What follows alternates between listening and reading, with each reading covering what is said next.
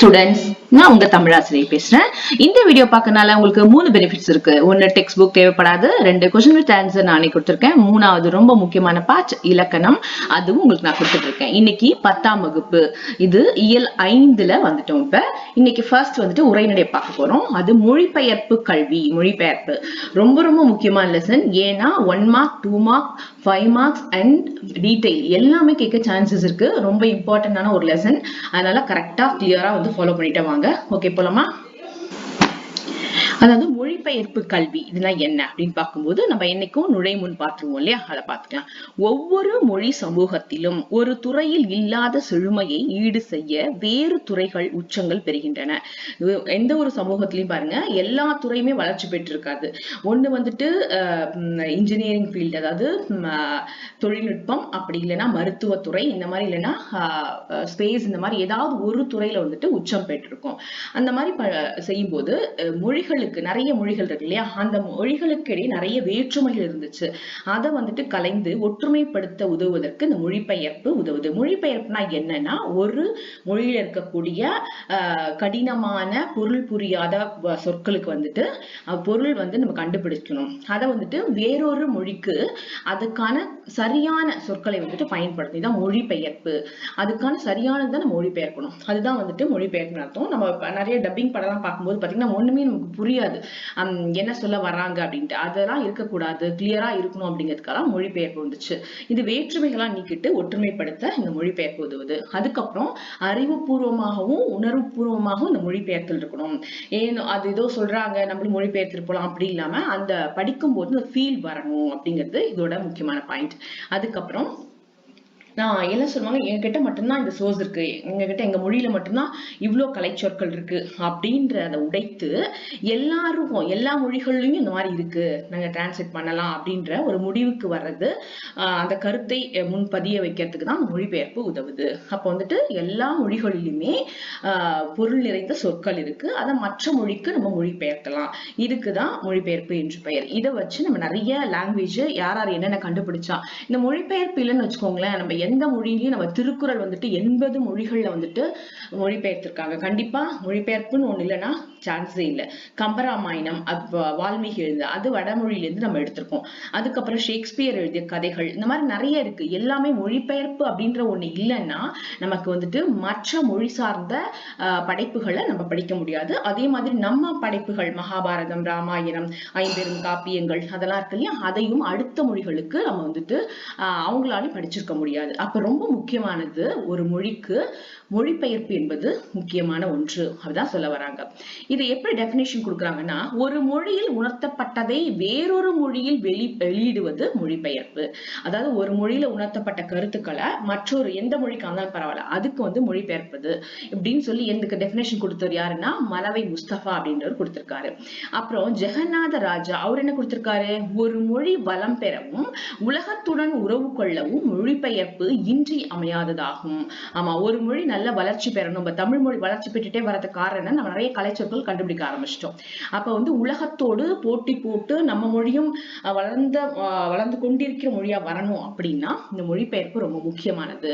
அப்பதான் நம்ம மொழியில இருக்கக்கூடிய இலக்கியங்கள், இதிகாசங்கள், நிறைய வந்து மருத்துவ இதெல்லாம் வந்துட்டு அடுத்த மொழிக்கு அவங்களும் தெரிஞ்சுக்க முடியும். அதான் அந்த ரீசன். இது உலக நாகரிக வளர்ச்சிக்கும் பொருளியல் மேம்பாட்டிற்கும் மொழிபெயர்ப்பு ஒரு காரணம் அப்படிங்கிறாங்க. யார் சொல்ற? ஜெகநாதன். அதாவது நாகரிகம் வளர்ந்துட்டு இருக்கு அப்படின்னா நம்மளும் வந்துட்டு அந்த உலகத்தோட ஒட்டி வாழணும் அப்படின்னு நம்ம வந்து பாஷையே புரியாத, அது எழுதவும் படிக்கவும் தெரியாம நம்ம மொழி இருந்துச்சுன்னா உலகத்தோட நம்ம வந்துட்டு மிங்கிளா இருக்க முடியாது, சேர்ந்து இருக்க முடியாது. என்ன நடக்குது உலகத்துல அப்படின்னு நம்ம அதுல இருந்து வேறுபட்டிருப்போம். இப்ப நம்மளுக்கும் என்ன, உலகத்துல இருக்க மொழிகளுக்கும் பரிமாற்றம், அதாவது மொழிபெயர்ப்பு நடந்ததுனாலதான் உலகத்தோட நம்மளும் ஒட்டி வாழ முடியுது. நாகரிகம் முன்னேற நம்மளும் முன்னேறிக்கே போறோம். இது பொருளாதாரத்துக்கும் ஒரு அடிப்படையான விஷயம் அப்படின்றாரு ஜெகநாத ராஜா அப்படின்றவர். இந்த 2 டெபினிஷன் கேட்பாங்க. மொழிபெயர்ப்பு தொடக்கம் எப்படி மொழிபெயர்த்தாங்க, ஸ்டார்ட் பண்ணாங்க எப்படி அப்படின்னா, மொழிபெயர்த்தல் என்ற தொடரை வந்துட்டு தொல்காப்பியர் மரபியல்ல 98வது பாவல குறிப்பிட்டிருக்காரு. என்னன்னு, மகாபாரதம் தமிழ் படுத்தும் மதுராபுரி சங்கம் வைத்தும் என்னும் சின்னமனூர் செப்பேடு குறிப்பு சங்க காலத்திலேயே தமிழில் மொழிபெயர்ப்பு மேற்கொள்ளப்பட்டதை புலப்படுத்துகிறது. ஆமா, மொழிபெயர்ப்பு வந்து தொல்காப்பியம் அந்த ஃபர்ஸ்ட் தோன்றிய இலக்கண நூல் தொல்காப்பியம், ரொம்ப பழமையான இலக்கண நூல். அதுலயே வந்துட்டு சொல்லியிருக்காங்க, அதாவது மகாபாரதம்ங்கிறது மகாபாரதம் அதான் அப்படி சொல்லியிருக்காங்க. தமிழ் படுத்தும் மதுராபுரி சங்கம் வைத்து அப்படின்னு சொல்லிட்டு சின்னமனூர் செப்பேட்லயே மொழிபெயர்த்திருக்காங்க. இது எப்ப தொடங்குச்சுன்னா அந்த காலத்திலேயே சங்க காலத்திலே தோன்றி இருக்கு அப்படிங்கிறதுக்கு ஒரு எக்ஸாம்பிள் அது. அப்புறம் வடமொழி அந்த செப்பேடுகள்லாம் வந்துட்டு கிடைச்சிருக்கு. இதுதான் வந்துட்டு சின்னமனூர் செப்பேடு அங்க கிடைச்சதுக்கான உங்களுக்கு எவிடன்ஸ். இது இந்த மாதிரிதான் செப்பு தகடுகளை எழுதி அது மிஸ் ஆகாம இருக்கணுங்கிறதுக்காக இந்த மாதிரி ஒரு ரிங்ல வந்து கோத்து வச்சிருக்காங்க. இதுல மகாபாரதம் வடமொழியில வந்துட்டு மகாபாரதம் வில்லிபுத்தூரா எழுதினார் இல்லையா, அவரை வந்துட்டு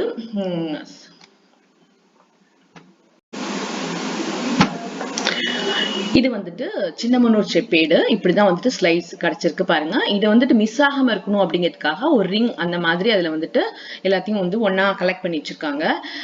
இந்த செப்பேடுகள்லாம் அந்த குறிப்பிடப்பட்டிருக்கு தொல்காப்பியம் பற்றி டீடைல்ஸ்லாம். அதுக்கப்புறம் நம்ம வடமொழியில இருக்க மகாபாரதம், அதுக்கப்புறம் ராமாயணம், இது எல்லாமே வந்துட்டு சங்க இலக்கியங்களை மொழிபெயர்க்கப்பட்டுச்சு. இதுவும் இதை பாருங்க, இதுவும் பிற மொழி கருத்துக்களை கதைகளை தமிழ்படுத்தியமையை புலப்படுத்துகிறது. ஆமா, பிற மொழியில இருந்தா நமக்கு ராமாயணம் வந்துட்டு அடுத்த மொழியில இருந்தா வடமொழியில இருந்தா நமக்கு மொழிபெயர்க்கப்பட்டது அப்படிங்கிறத தமிழ்ல வந்து நம்ம தெரியப்படுத்துது. பெருங்கதை, சீவக சிந்தாமணி, கம்பராமாயணம், வில்லி பாரதம் முதலிய சில காப்பியங்களும் வடமொழி கதைகளை தழுவி படைக்கப்பட்டன. அந்த ஸ்டோரி மாதிரியே அதை தழுவி அதாவது அந்த கதையில இருக்க கேரக்டர்ஸ் அதுல இருக்கக்கூடிய ஸ்டோரி ஃபுல்லாவே அதை தழுவி எழுதப்பட்டது அது தமிழ்ல. இது வந்து டைரக்டா தமிழ் கதைகள் கிடையாது. இது என்ன கதைகள்? வடநாட்டை சேர்ந்த கதைகள். எது? பெருங்கதை, சீவக சிந்தாமணி, கம்பராமாயணம், வில்லி பாரதம், இது எல்லாமே வந்துட்டு பெரிய காப்பியங்கள் தான். இது வடமொழியிலிருந்து எடுக்கப்பட்டது. மொழிபெயர்ப்பு தேவை. சரி, தொடங்கியாச்சு மொழிபெயர்ப்பு. ராமாயணம், மகாபாரதம், தொல்காப்பியம் சொல்லிட்டீங்க. மொழிபெயர்ப்பு தேவையா? எதன் அடிப்படையில் தேவை அப்படின்னு கேக்குறாங்க. மொழிபெயர்ப்பு எல்லா காலகட்டங்களிலும் தேவையான ஒன்று. விடுதலைக்கு பிறகு நாட்டின் பல பகுதிகளையும் ஒரே ஆட்சியின் கீழ் இணைக்கும் முயற்சி மேற்கொள்ளப்பட்டது. தேசிய உணர்வு ஊட்டுவதற்கும் ஒருமைப்பாட்டை ஏற்படுத்துவதற்கும் இந்திய அரசு மொழிபெயர்ப்பை ஒரு கருவியாக கொண்டது. ஒரு மொழியில் இருக்கும் நூல்களை பிற மொழியில் மொழிபெயர்த்தது. பல்வேறு மாநிலங்களில் இருந்து இருக்கின்ற எழுத்தாளர்கள், சிந்தனையாளர்கள் ஆகியோரை பற்றி நூல்களை வெளியிட்டது. ரொம்ப முக்கியமானது பாருங்க.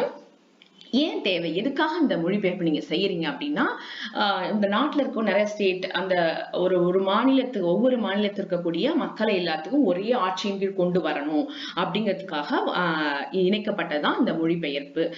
எப்ப அப்படின்னா, விடுதலைக்கு அப்புறம் நம்ம நாடு தனித்தனியா வந்து ஒரு சின்ன சின்ன மாநிலமா சின்ன சின்ன நாடுகளா இருந்தது இந்தியா. அதை எல்லாத்தையும் ஸ்டேட்ஸ் அப்படின்னு சொல்லிட்டு அதுக்கு வந்து ஒரு மாநிலங்கள் அப்படின்னு சொல்லிட்டு பொதுவான பேர் கொடுத்து அதை எல்லாத்தையும் இந்தியாவின் கீழ் கொண்டு வந்தாங்க. அப்பதான் வந்துட்டு எல்லா மக்களுக்கும் நான் இருக்கக்கூடிய ரூல்ஸ் என்ன அப்படியும் அவங்களுக்கு வந்துட்டு ஷேர் பண்ண முடியும் அப்படிங்கிறதுக்காக ஒரே கொண்டு வந்தாங்க. அது மட்டும் இல்லாம நம்ம இந்தியா மேல ஒரு தேசிய உணர்வு, என்னோட மாநிலம் என்னோட நாடுன்னு பிரிச்சு பிரிச்சு பார்க்காம இந்தியா அப்படின்ற ஒரே உணர்வு வரணும் எல்லாருக்கும் அப்படிங்கிறதுக்காகவும் இது செய்யப்பட்டது மொழிபெயர்ப்பு. அதுக்கப்புறம் இது ஒரு பெரிய கருவியாவே இருந்துச்சுன்னு சொல்றாங்க. அப்புறம் ஒரு மொழியில இருக்கக்கூடிய நூல்கள், இப்ப நம்ம திருக்குறள் வந்துட்டு பிற மொழிகளுக்கு மொழிபெயர்க்கும் போது அதுல கருத்துக்கள் நிறைய இருக்கும், அதை மக்கள் புரிஞ்சுக்குவாங்க, அதன்படி நடப்பாங்க. இப்ப பிற மொழியில இருக்கிறதையும் நம்ம மொழியில நம்ம டிரான்ஸ்லேட் பண்ணிக்கலாம், அதனால நமக்கு பயன் இருக்கு. அது மட்டும் இல்லாம பல்வேறு மாநில இருக்கக்கூடிய எழுத்தாளர்கள், சிந்தனையாளர்கள், அவர்களை பற்றியும் நிறைய படைப்புகள் எழுதி இத்தனை பேர் இருக்காங்க, இவங்க கவிதை எழுதுபவர்கள், இவங்க கட்டுரை எழுதுபவர்கள் அப்படின்னு சொல்லி அவங்க என்னென்ன படைப்புகள் படைச்சிருக்காங்களோ அதெல்லாம் வெளியிட்டது. இதனால என்ன அப்படின்னா, ஒரு பெரிய காம்படிஷன் மாதிரி வச்சு நம்ம இந்தியாவிலே பெரிய விருது என்ன, சாகித்ய அகாடமி விருது, அது வந்துட்டு யாருக்கு சிறந்த படைப்பாசிரியர், சிறந்த எழுத்தாசிரியர், சிறந்த ஓவியம், இந்த மாதிரி செலக்ட் பண்ணி கொடுக்கறதுக்காக அவங்களை மோட்டிவேட் பண்ணணும் அப்படிங்கிறதுக்காக ஒரே காரணத்துக்காக கொண்டு வரப்பட்டது. இதுதான் வந்துட்டு தேசிய புத்தகம் அப்படிங்கிறதுக்கு ஒன்று கொண்டு வந்தாங்க, NBT அப்படிங்கிறது. இது தென்னிந்திய புத்தக நிறுவனம் ஆகியவற்றின் மூலம் செய்யப்பட்டது. தேசிய புத்தக நிறுவனம் வந்துட்டு நம்ம சவுத் இந்தியா அதுல இருக்கிற மாநிலங்கள் மட்டும் வச்சு கொடுக்கப்பட்டது. அடுத்தது ஒரு நிகழ்ச்சியை சொல்கிறாங்க பாருங்களேன். உலக ரொம்ப முக்கியமான ஒரு நிகழ்வு. ஜப்பான்ல வந்துட்டு அமெரிக்கா குண்டு வீசுச்சு இல்லையா, அது என்ன காரணம், ஏன் வீசுச்சு அப்படின்னா, ரெண்டு பேருக்கும் இடையே நிறைய வந்து கருத்து வேறுபாடுகள் இருந்துச்சு. அதை வந்து கலையணும் அப்படிங்கிறதுக்காக நிறைய தடவை வந்துட்டு ஒரு சின்ன நாடு தானே ஜப்பான், இதை வந்துட்டு நம்ம கண்ட்ரோல கொண்டு வரணும் அமெரிக்கா ரொம்ப முயற்சி பண்ணிட்டு இருக்கும்போது, என்னோட பேச்சு நீங்க கேட்கல அப்படின்னா நாங்க இந்த பாம்பு பிளாஸ்ட் பண்ணிடுவோம், குண்டு வெடிப்பு உங்க நாட்டுல வீசுவேன் அப்படின்னு சொல்லி அமெரிக்கா வந்துட்டு ஒரு செய்தியை வெளியிட்டது. அதுக்கு ஜப்பான் என்ன பண்ணுச்சுன்னா, அவங்க என்ன பண்ணாங்க, ஒரு நீங்க வந்து அந்த எங்களுக்கு அவகாசம் கொடுங்க அப்படின்னு அவங்க கேட்டிருக்காங்க. ஆனா இவங்க தப்பா புரிஞ்சுக்கிட்டு மறுத்துப்பட்டது, நீங்க வந்து என்ன வேணா பண்ணிக்கலாம் அப்படின்ற மாதிரி அந்த கருத்தை வந்து தப்பா புரிஞ்சுக்கிட்டு, யாரு அமெரிக்கக்காரங்க புரிஞ்சுட்டு உடனே என்ன பண்ணிட்டாங்க, ஜப்பான் மீது குண்டு வீசிட்டாங்க. இது ஒரு உயிரினம் கூட இல்லாதவருக்கு ரொம்ப மிக கொடுமையான ஒரு குண்டு வெடிப்பு இது. ஆனா அங்க கொடுக்கப்பட்டது என்னன்னா பிரச்சனைன்னா, ஒரு நாடே அழிவதற்கு காரணம் இந்த மொழிபெயர்ப்பு சரியாக இல்லாதது. இதுதான் ஒரு முக்கியமான காரணம் இதுல முன்வைக்கிறாங்க. பாருங்க, ரொம்ப இன்ட்ரெஸ்டிங்கான இருக்கு. அதாவது ஒரு என்ன அமெரிக்கா சொல்லிச்சாம், சரண் அடையாவிடில் குண்டு வீசப்படும் அப்படின்னு சொல்லி செய்தியை வந்து ஜப்பானுக்கு அமைச்சிருக்கு. இதுதான் வந்துட்டு அவங்க அனுப்பப்பட்ட செய்தி. இந்த மகாபாரதம் கம்பராமாயணம் இருக்கு இல்லையா, அதுதான் அதுக்கான உங்களுக்கு ஒரு எவிடன்ஸ் கொடுத்திருக்கேன். இது வந்து எழுத்தாளர்கள், பிற மாநிலத்தில் இருக்கக்கூடிய எழுத்தாளர்கள், சிந்தனையாளர்கள் அவங்க பற்றிய அதாவது நிறைய புத்தகங்கள் அவங்க எழுதின லிஸ்ட் வந்து வெளியிட்டுச்சு. இதனால வந்துட்டு அனைத்து மொழியில இருக்கவங்களும் எந்த நூலை வேணாலும் படிக்கலாம் அப்படின்றதுக்காக ஒரு ஸ்டில் உங்களுக்கு கொடுத்திருக்கேன். இப்ப பாருங்க, இப்ப ஜப்பானுக்கு வரலாம். ஜப்பான் என்ன பண்ணுச்சா, மொகுசாஸ்டு அப்படின்ற விடை அனுப்பியது. அவங்க என்ன பண்ணாங்க, நீங்க அடிப்பணியிலன்னா உங்களுக்கு குண்டு வீசிடுவேன், அவங்க ஸ்டேட்மெண்ட் அது. ஜப்பானோட ஸ்டேட்மெண்ட் என்ன அப்படின்னா, மொகுசாஸ்டு அப்படின்றது இவங்க அனுப்பிச்சிருக்காங்க. அந்த தொடரின் பொருள் தெரியாமல் அமெரிக்கா ஹிரோஷிமாவின் மீது குண்டு வீசியது என்று சொல்லப்படுகிறது. இதுக்கு என்ன பொருள் அப்படின்னே புரிஞ்சுக்காம இவங்க குண்டு வீசிட்டாங்க. அந்த தொடருக்கு பொருள் என்ன அப்படின்னா, விடை தர அவகாசம் வேண்டும். எங்களுக்கு வந்துட்டு உங்களுக்கு நீங்க சொல்லிருக்கீங்க அடிப்பணினா குண்டு வீசிடுன்னு சொல்லிருக்கீங்க, உங்களுக்கு கொஞ்சம் டைம் கொடுங்க அப்படின்னு சொல்லி அவங்க டைம் கேட்டிருக்காங்க. இதுதான் அந்த மொகுசாஸ்டு அப்படின்ற 2 சொற்களுடைய மீனிங் இது. ஆனா அதற்கு அமெரிக்கர்கள் மறுக்கிறோம் அப்படின்ற எங்க பொருள் நாங்க அதை நினைச்சுக்கிட்டோம், நீங்க வந்து மறுக்கிறோம் அப்படின்றதுதான் அதோட பொருள் நாங்க வந்து நினைச்சுக்கிட்டோம் அப்படின்னு சொல்லிட்டு, இது உண்மையெனில் மொழிபெயர்ப்பு சரியாக அமையாததால் காலத்திற்கும் அழிவு தரும் களங்கம் நேர்ந்தது எனலாம். ஆமா, இந்த மொழிபெயர்ப்பு தப்பா இவங்க புரிஞ்சுக்கிட்டனால ஒரு நாடே குண்டு வெடிப்பால அழிஞ்சது. இதுக்கு வந்து காரணமானது சரியான மொழிபெயர்ப்பு இல்லாதது அப்படின்னு சொல்றாங்க. அப்ப சரியான மொழிபெயர்ப்பு இருந்ததுன்னா இந்த ஜப்பானுக்கு இந்த ஒரு நாடு வந்து குண்டு வீசப்பட்டு அழிஞ்சிருக்காது. அப்ப ரொம்ப தேவை, மொழிபெயர்ப்பு கண்டிப்பா வேணும். மொழிபெயர்ப்பு கல்வி, அது முக்கியமா அடுத்தது பார்க்கலாம். மொழிபெயர்ப்பை கல்வியாக ஆக்குவதன் மூலம் அனைத்துலக அறிவையும் நாம் எளிதாக பெற முடியும். ஆமா, எந்த கண்ட்ரில வேணாலும் போயிட்டு என்ன வேணாலும் நம்ம படிக்கலாம் அப்படின்றதான் இது முக்கியமான பாயிண்ட். பல அறிவுத்துறைகளுக்கும் தொழில்துறைகளுக்கும் வெளிநாட்டாரை எதிர்பார்க்காமல் நாமே நமக்கு வேண்டிய அனைத்தையும் உருவாக்கி கொள்ள முடியும். மனித வளத்தை முழுமையாக பயன்படுத்த முடியும். வேலை வாய்ப்பு தளத்தை விரிவாக்க முடியும். நாடு, இன, மொழி எல்லைகள் கடந்து ஓர் உலகத்தன்மையை பெற முடியும். என்ன சொல்றாங்க அப்படின்னா, இங்கிலீஷே அந்த லாங்குவேஜ் மொழிபெயர்க்கலன்னா அவங்க என்ன சொல்லியிருக்காங்க கருத்து தெரியாது. நம்ம எல்லாருக்குமே இன்னொரு லாங்குவேஜ் வந்து அதாவது கற்றுக்கொள்வதற்கான வாய்ப்புகள் கண்டிப்பா குறைவுதான். பெரிய பள்ளிகள்ல படிக்கக்கூடிய சிறார்களுக்கு அது வந்துட்டு ஆரம்பத்திலே கொடுக்கப்படுது. ஆனா இந்த கிராமப்புறத்துல இருக்கவங்களுக்கு எல்லாம் வந்துட்டு இன்னொரு அதர் லாங்குவேஜ் அப்படின்னு சொல்லக்கூடிய மற்ற மொழியை வந்துட்டு படிக்கிறதுக்கான வாய்ப்புகள் குறைவு. அப்ப அவங்க என்ன பண்ணணும், அதுக்காக அவங்க படிச்சுட்டு அதுக்கப்புறம் அவங்க வேலை தேடிட்டு இதெல்லாம் ஒரு நடக்கான சாத்தியமானது. அப்ப எல்லாருக்கும் பயன்படும்னா அவங்கவுங்க மொழியில மற்ற மொழியில என்ன சொல்லியிருக்காங்களோ அந்த கருத்தை தெரியப்படுத்தணும்னா அந்த மொழிபெயர்ப்பு அவசியம். அப்ப அப்படின்னா நம்ம அடுத்த மொழிக்காரங்கள்ட்ட போய் கேட்க வேணாம், நீங்க என்ன எழுதிருக்கீங்க, என்ன மெசேஜ் சொல்லிருக்கேன்னு கேட்க வேண்டாம். நம்மளே நம்ம வந்துட்டு நம்ம லாங்குவேஜ்ல மொழியில படிச்சுக்கலாம். இதனால வேலை வாய்ப்பும் அதிகரிக்கும். நாடு, மொழி அப்படின்ற வேறுபாடு இல்லாம எல்லாம் ஒரே தன்மையா இருக்க முடியும். அதுதான் இந்த மொழி கல்வியோட முக்கியமான கூறுகள். நாடு விடுதலை பெற்ற பிறகும் பல தூதரகங்கள் நம் நாட்டில் நிறுவப்பட்டன. அவை தங்களுடைய இலக்கியம், பண்பாடு, தொழில் வளர்ச்சி, கலை போன்றவற்றை அறிமுகப்படுத்தும் நோக்கில் தத்தம் மொழிகளை கற்றுக் கொடுக்கின்ற முயற்சியை மேற்கொண்டு வருகின்றன.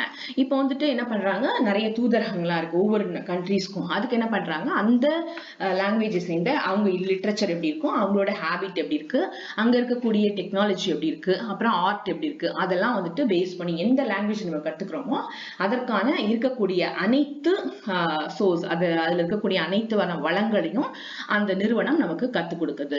எந்த ஒரு மொழி எடுத்து, ஹிந்தினா அது, தமிழ்னா அது, இங்கிலீஷ் அந்த மாதிரி அதுல இருக்கக்கூடிய எல்லா அனைத்தையும் இலக்க கிராமர்ல இருந்து லிட்ரேச்சர் எல்லாத்தையுமே வந்துட்டு நமக்கு சொல்லி கொடுக்குறாங்க. அதுக்கு இதனை சார்ந்த பிற மொழிகளை கற்றுத்தரும் தனியார் நிறுவனங்களும் உருவாகியுள்ளன.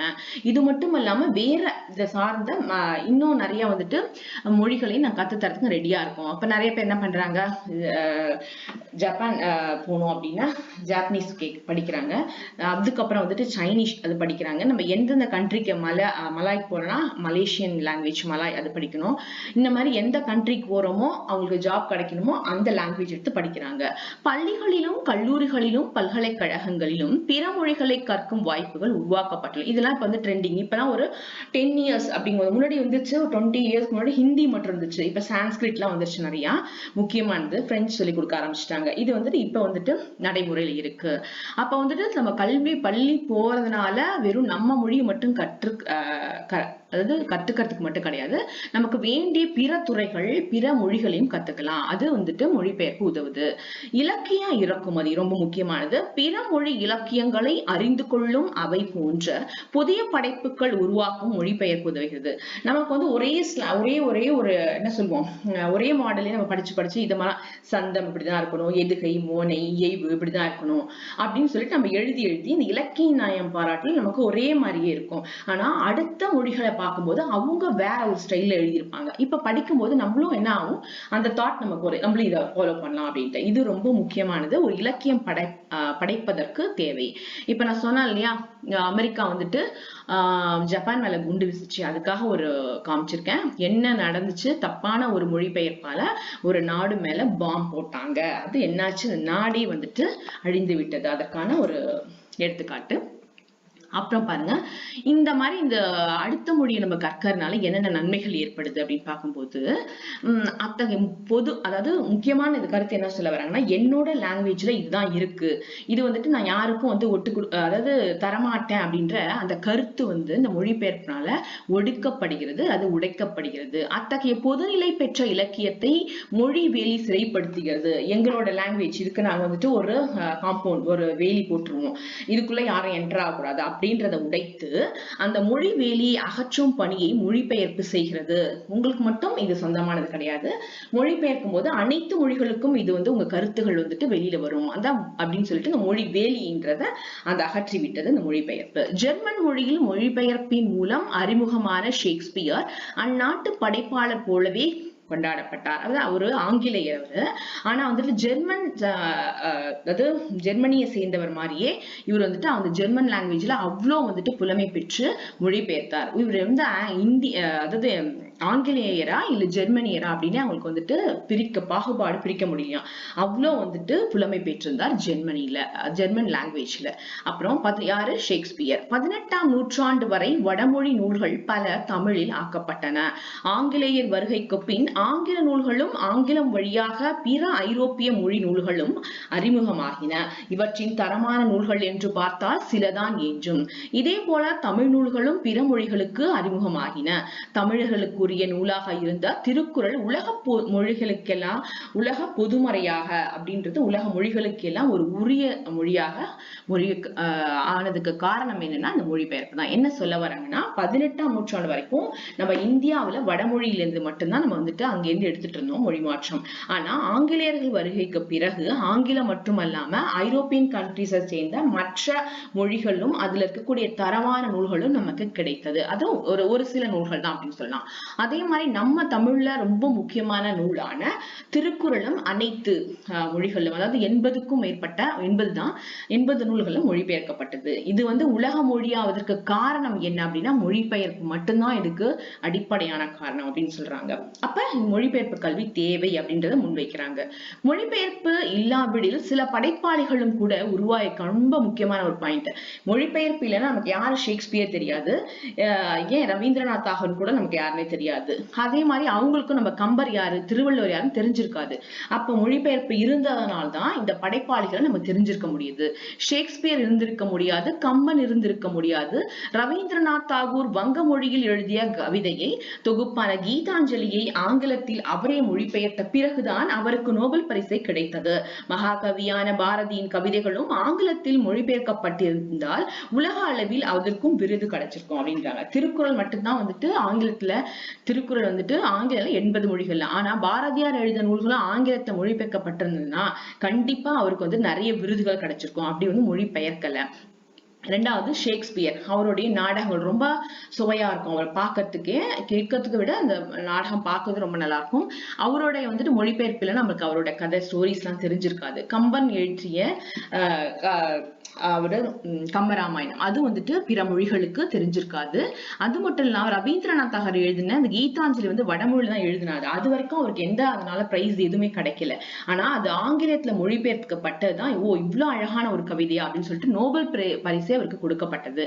அப்ப ஒருத்தர் நோபல் பரிசு வாங்கறதுக்கு முக்கியமான காரணமா இருந்தது இந்த மொழிபெயர்ப்பு. அப்ப தேவை அப்படின்றாங்க. அப்ப மொழிபெயர்ப்பு ஒண்ணு இல்ல அப்படின்னா பாரதியார் கிடையாது, ஷேக்ஸ்பியர் கிடையாது, ரவீந்திரநாத் தாகூர் கிடையாது, அப்புறம் நம்ம கம்பரும் கிடையாது அப்படின்றாங்க. கிடையாதுன்னா என்ன, தெரிய வராது, உலகுக்கு தெரிய வராம போயிருக்கும். அப்ப மொழிபெயர்ப்பு என்பது ரொம்ப ரொம்ப முக்கியமானது. இத்தனை படைப்பாளிகளை நமக்கு காமிச்சது எதுன்னா மொழிபெயர்ப்பு ஒன்றுதான். அப்ப ரொம்ப ஒரு மொழிக்கு முக்கியமானது இலக்கணம், இலக்கியம், அதே மாதிரி மொழிபெயர்ப்பும் முக்கியமானது. இவர்தான் ஷேக்ஸ்பியர். நம்ம திருவள்ளுவரும் தெரிஞ்சிருக்காம போயிடும், அதை சொல்றதுக்கு தான் இந்த ஸ்லைட் கொடுத்திருக்கேன். சரி வாங்க. ஒரு நாடு எவ்வளவு மின்னாற்றலை பயன்படுத்துகிறது என்பதை கொண்டு அதன் தொழில் வளர்ச்சியை காண்பிக்க முடியும்.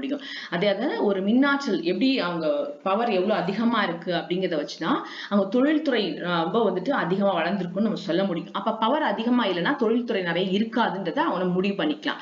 அதே மாதிரி ஒரு மொழிபெயர்ச்சி நூல்கள் கவுண்டிங், அந்த எண்ணிக்கை இருக்கு இல்லையா, நூல்களோட எண்ணிக்கை வச்சுதான் அந்த மொழியில் இருக்கக்கூடிய பண்பாடு, நாகரீகம், அவங்களுடைய மனிதர்களுடைய அறிவை வந்து நம்ம தெரிஞ்சுக்க முடியும் அப்படின்னு சொல்றாங்க. இப்ப அதுக்கான ஒரு நான் ஸ்லைட் கொடுத்திருக்கேன். எவ்வளவு வந்துட்டு கரண்ட் பவர் எடுக்கிறோமோ, அதிகமா கரண்ட் பவர் இருந்துச்சுன்னா நமக்கு பெரிய பெரிய தொழிற்சாலைகளை இயக்க முடியும். அது மாதிரிதான் எப்படின்னா ஒருத்தவங்க நம்ம தமிழ்னு வச்சுக்கோங்களேன், அதோட பண்பாடு, அறிவு, இதெல்லாம் எப்படி நம்ம தெரிஞ்சுக்கலாம்னா நம்மளால மொழிபெயர்க்கப்பட்ட நூல்களின் எண்ணிக்கையை வச்சு நம்ம தெரிஞ்சுக்கலாம். எவ்வளவுக்கு இவ்வளவு நிறைய நூல்கள் மொழிபெயர்க்காங்களோ அப்ப அவங்களுக்கு அவ்வளவு நூல்கள் இருக்கு, அவங்க அறிவில் சிறந்தவர்கள், பண்பாடு நிறைந்தவர்கள் அப்படின்னு நம்ம தெரிஞ்சுக்கலாம். அதுக்கான ஒரு ஸ்லைட் தான் கொடுத்திருக்கேன்.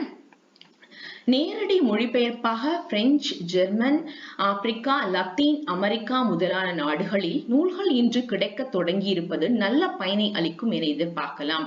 முன்னாடிலாம் ஒரு புக்கு வேணும்னா அந்த நாட்டுக்கு எழுதி அனுப்பி அப்படிதான். இப்ப அந்தந்த நாட்டிலே எல்லா நாடுகளுடைய சேர்ந்த மொழிகளை சேர்ந்த புக்கும் வந்துட்டு எல்லா நாடுகளுமே கிடைக்குது. இப்ப அமெரிக்காவில் போயிட்டு அந்த தமிழ் நூல் எடுத்துக்கலாம், கண்டிப்பா இருக்கும். அங்க வடமொழி நூல் இருக்கும். ஆமா, அதே மாதிரி மலாய் அந்த நூலும் இருக்கும். அப்ப எங்கேயும் அந்த நாட்டை சேர்ந்து நம்ம போக வேண்டாம், எல்லா நாடுகளிலுமே எல்லா மொழியை சேர்ந்த நூல்களும் கிடைக்கின்றன. அதான் முக்கியமான கருத்து.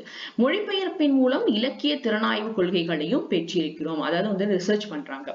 இப்ப ஒரு மொழியில் நல்லா நமக்கு அதை தெரிஞ்சிருக்கு அப்படிங்கறதுனால, அது இலக்கணம், இலக்கியம் எல்லாம் தெரிஞ்சதுனாலதான் நம்ம வந்து திறனாய்வு பண்ண முடியும், அதுல PhD பண்ண முடியும். ஒண்ணுமே தெரியாம அதை பத்தி நம்ம வந்துட்டு ஆராய்ச்சி செய்ய முடியாது. இப்ப PhD தான் வேணும்னா அந்த லெவல் நமக்கு எல்லாம் தெரிஞ்சிருக்கணும், மொழியை பற்றி கிளியரா ஒரு ஐடியா இருந்திருக்கணும். பெட்டி செய்திகள் பார்த்துக்கலாம். மொழிபெயர்ப்பு அப்படின்னா என்ன, அதை பத்தி பார்க்க போறோம். எங்கோ தொலைதூரத்தில் வாழும் மனிதர்கள் தங்களின் மொழியில் சொன்னவற்றை, எழுதியவற்றை இன்னொரு மொழியில், அதாவது மற்றொரு மொழியில தமக்கு தெரிந்த மொழியில் மொழிபெயர்த்து அறிந்து கொள்கிறார்கள். இதுதான் மொழிபெயர்ப்பு.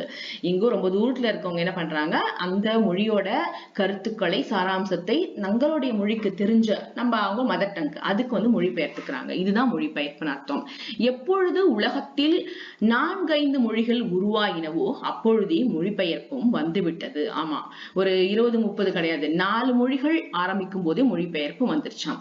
கருத்து பரிமாற்றம், தகவல் பகிர்வு, அறநூல் அறிதல், இலக்கியம், தத்துவம் என்பன எல்லாம் மொழிபெயர்ப்பு வழியாகவே சர்வதேச தன்மையை பெறுகிறது. சர்வதேசம் என்னன்னா உலக அளவில் வந்துட்டு அறிமுகமாகிறது, வளர்ச்சி அடைகிறது. அப்படின்னா அதுக்கு காரணம் வந்து கருத்து இருக்கக்கூடிய கருத்து செறிவுகள், பொருள் பரிமாற்றப்படுது, தகவல் பரிமாறுது, அப்புறம் அறநூல்கள். முக்கியமா வந்துட்டு நம்ம அறநூல் எப்ப தோங்குச்சுன்னா அதாவது அதாவது இருண்ட காலம் சொல்லக்கூடிய இடைப்பட்ட இலக்கிய காலம். அப்பதான் அறநூல் தோன்றியது. அப்புறம் இலக்கியங்கள் கண்டிப்பா தெரியும் நமக்கு, எல்லா இலக்கியங்களும்.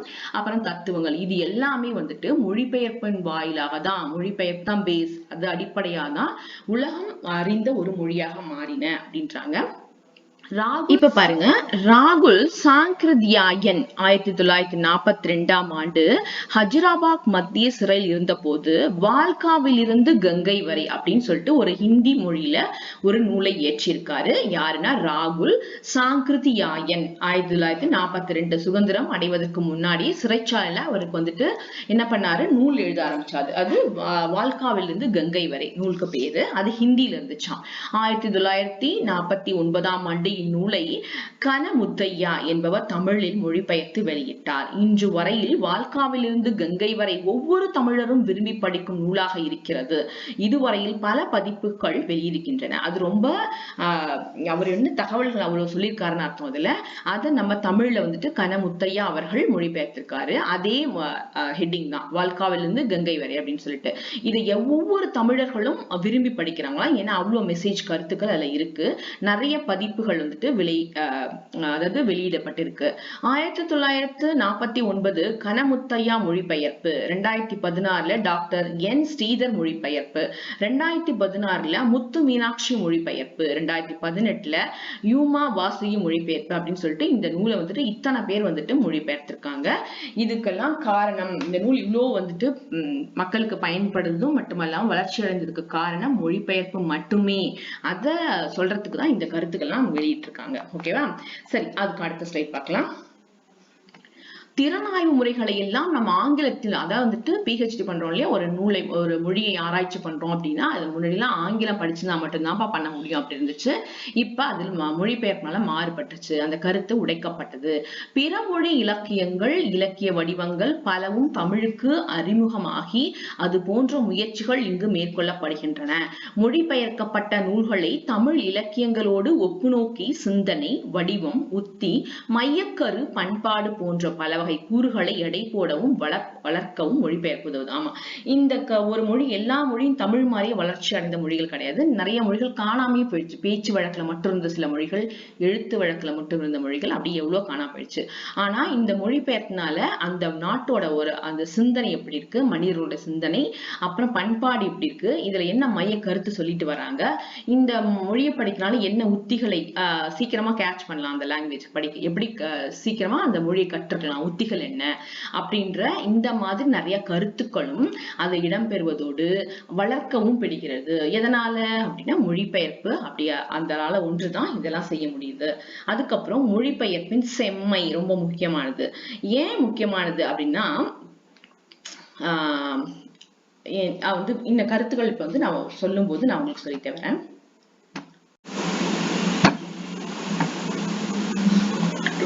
அடுத்தது மொழிபெயர்ப்பு செம்மை. மொழிபெயர்ப்பு செம்மை இது ரொம்ப முக்கியமான ஒன்று. ஏன்னா இதனால ஒரு பெரிய பாதிப்பை தப்பா வந்துட்டு மீன் பண்ணிக்கிறது அப்படிங்கறது, ஒரு பழமொழியும் சரி, ஒரு செய்தித்தாள் வெளியிட்ட ஒரு செய்தியும் வந்துட்டு தவறான புரிதலுக்கு அதாவது உள்ளாயிடுச்சு. என்னன்னு கேட்டா 100 ரயில் ஸ்லீப்பர்ஸ் வேர் வாஷ்ட் அவே அப்படின்ற ஒரு ஸ்டேட்மெண்ட் வந்துருச்சு. இதோட என்ன பொருள் புரிஞ்சுக்காம தொடர்வண்டியில் உறங்கிக் கொண்டிருந்த 100 பேர் வெள்ளத்தில் அடித்து செல்லப்பட்டார்கள் என்று தவறான செய்தியை வெளியிட்டுருச்சு. தப்பான ஒரு செய்தி வந்துருச்சு. அதுல என்னன்னா, ரயில் ஸ்லீப்பர் என்பது தொடர்வண்டியின் போக்குவரத்து பாதையான தண்டவாளத்தில் உள்ள குறுக்கு கட்டைகள், 2 தண்டவாளம் போகும், நடுவுல சின்ன சின்ன கட்டை வச்சிருப்பாங்க இல்லையா, அதுக்கு பேர் தான் ரயில் ஸ்லீப்பர் அப்படின்னு பேரு. ஆனா இவங்க தப்பா புரிஞ்சுட்டு 100 பேர் தூங்கிட்டு இருந்த மக்கள் என்னது ட்ரெயின்ல வந்துட்டு வெள்ளத்தால அடித்து செல்லப்பட்டார்கள் தவறா வந்துட்டு செய்தியை வெளியிட்டது. அதனை உறங்கிக் கொண்டிருந்தோர் என மொழிபெயர்த்து பெரிய பிழையாயிடுச்சு. இதுதான் வந்துட்டு மொழிபெயர்ப்பினால் ஏன் தப்பான மொழிபெயர்ப்பு கரெக்டான வேணும் அப்படிங்கிறதுக்காக ஒரு எக்ஸாம்பிள். அடுத்து இன்னொரு எக்ஸாம்பிள் பாருங்க. ஒரு ப்ராவர்பே பழமொழியே வந்துட்டு மாத்திருக்கு பாருங்க. கேமல் அப்படிங்கிறது வடம், அதாவது கயிறு, நம்ம தேர்லாம் இழுக்கும்போது வடம் பிடித்தல் சொல்லுவாங்க. அந்த கயிறு நீட்டா கட்டியிருப்பாங்க இல்லையா, அதுக்கு பேர் தான். அதே வந்து சின்னதா இருக்கும் அந்த கயிறுக்கு பேரு. அதை வந்துட்டு என்ன சொல்றாங்க, அந்த வடம் அப்படின்னா கேமல்னா அந்த கயிறுன்னு அர்த்தம். இன்னொன்னு ஒட்டகம் என 2 பொருளும் அதுக்கு மீனிங் இருக்கு. ஆனா ஊசிக்காதில் வடம் நுழையாது என்று சொல்வதற்கு ஊசிக்கால ஒட்டகம் இதுக்கு கேமலுக்கு வந்துட்டு கயிறு ஒட்டகம் 2 மீனிங் இருக்கு இல்லையா, அதை வந்துட்டு ஊசிக்கால எப்படி ஒட்டகம் நுழையாது என்ற மொழிபெயர்த்து தப்பா சொல்லிட்டாங்க. அப்ப என்ன அர்த்தம், ஊசிக்காதில் அந்த நூல் தான் நுழையும். ஒரு ஊசியில நூல் தான் கோக்க முடியுமே தவிர பெரிய கயிறை வந்து கண்டிப்பா கோக்க முடியாது. இதுதான் இதோட பொருள். ஆனா அவங்க என்ன சொல்லுவாங்க, நினைச்சிட்டாங்க தப்பா, ஊசிகளை வந்துட்டு நூலை மட்டும்தான் கோக்க முடியும், ஒட்டகத்தை அதில் நுழையாதுன்னு தப்பா புரிஞ்சுக்கிட்டாங்க. இந்த தொடரில் வடம் என்பதை பொருத்தமான சொல்லாக அமையும். அதாவது ஊசிக்காதில் நூல் நுழையுமே அன்றி கயிறு நுழையாது, அப்படிதான் இதோட பொருள். மொழிபெயர்ப்புகள் கழிவின்றி சிதறலின்றி மூலமொழியில் கருத்துக்களை வெளிப்படுத்துவதாக அமைய வேண்டும். அதான் தப்பா வந்துட்டு 2 பொருள் இருந்துச்சுன்னா என்ன பொருள், அந்த சிச்சுவேஷனுக்கு அந்த இடத்துக்கு என்ன பொருளோ அதை தான் நம்ம வந்து எடுத்துக்கணும். இப்ப 2 பொருள் இருக்குன்னா ஒட்டகம் இதுக்கு தேவையில்லாது, கயிறு. அப்ப எந்த சூட் ஆகுதோ பொருத்தமானதும் எடுத்துக்கணும். அதை விட்டுட்டு தவறாம சிதற விட்டுறக்கூடாது. அந்த மூலமொழினா அதோட பேஸ் என்ன மொழியோ அதுல இருக்கக்கூடிய சரியான வார்த்தைகளை, மீனிங் அதாவது பொருள் நிறைந்த வார்த்தைகளை பயன்படுத்தணும். அந்த இடத்துக்கு தகுந்த மாதிரி தான் சொல்றாங்க. அப்புறம் அண்டர் கிரவுண்ட் டிரைனேஜ், இது ஒரு தொடர், இது ஒரு பிரச்சனையாச்சு. என்னன்னா இதுல வந்துட்டு ஒரு மொழி தடமாற்றம். என்ன தடமாற்றம், பாதாள சாக்கடை என்பது போன்றெல்லாம் மொழிபெயர்க்கப்பட்டன. தமிழோடு தொடர்புடைய மலையாள மொழியில் பயன்படுத்திய புதைச்சாக்கடை என்ற சொல் பொருத்தமாக இருப்பதை கண்டனர். அதையே பயன்படுத்தவும் தொடங்கினர். இது என்ன பண்ணாங்க, அப்ப பாதாள சாக்கடை அப்படின்னு சொல்லிட்டு அண்டர் கிரவுண்ட் டிரைனேஜ்க்கு சொல்லிட்டாங்க தமிழ்ல. ஆனா இதுக்கு பொருத்தமான சொல் வார்த்தை என்னன்னா மலையாளத்துல புதை சாக்கடை அப்படின்றதுதான்.